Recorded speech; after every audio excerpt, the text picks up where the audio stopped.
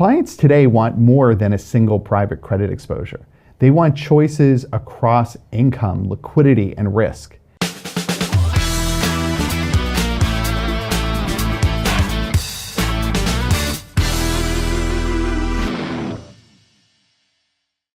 Today, I have the pleasure to welcome in the studio Kevin Petrovcik, who is Managing Director at Invesco, visiting us from New York City. Welcome to Luxembourg. Thank you very much, Jerome. I appreciate the invitation. It's a pleasure to have you. I invited you to talk about private credit. We know that it continues to grow rapidly, and I wanted to ask you first, what do you see as the biggest forces shaping the market today?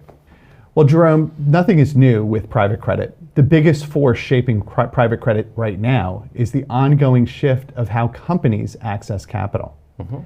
Banks are constrained, so more borrowers from middle market issuers to the large corporate issuers are all turning to private lenders for faster execution and more tailored terms. The structural shift is creating consistent demand for private credit through the market cycle. At the same time, investors are increasingly focused on income, and private credit continues to offer a meaningful yield potential over traditional fixed income. That's pulling in a wider range of allocators and broadening the opportunity set. Once only available to sophisticated institutional investors, what we see now is the creation of more private credit products for private banks and retail distribution.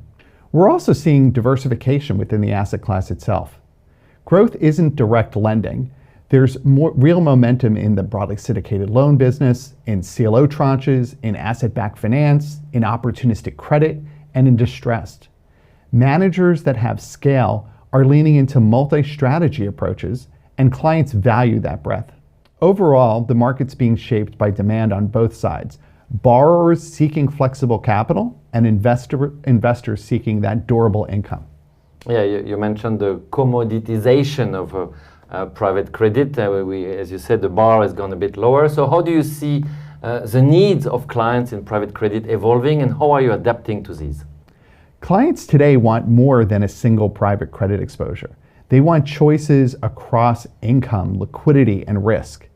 Income remains the primary driver, and private credit strategies like direct lending, CLO notes, opportunistic credit, they continue to provide attractive yields, but the way clients access these returns has become much more nuanced. Liquidity preferences are expanding. Some clients want daily liquid exposure through syndicated loans or CLO ETFs, while others prefer interval structures or longer-term private vehicles that can target those higher returns. A key focus should be aligning each client's liquidity tolerance with the appropriate vehicle. Another meaningful shift is diversifications. Clients are looking beyond large corporate and middle market lending to incorporate CLO debt, CLO equity, asset-backed finance, and even distressed strategies. The manager's role is to frame how these pieces fit together so that the portfolio isn't just generating income, but it's resilient across market cycles. Okay, and if we look into the future, how do you see private credit over the next 5 years, for example? I don't have a crystal ball, but I see private credit becoming a true core allocation for many investors, rather than this niche alternative. The structural changes in bank lending aren't reversing, so direct lending and broadly syndicated loans should continue to grow and finance an even wider set of companies. I also expect the securitized private credit, particularly CLO debt and CLO equity, to play a more meaningful role.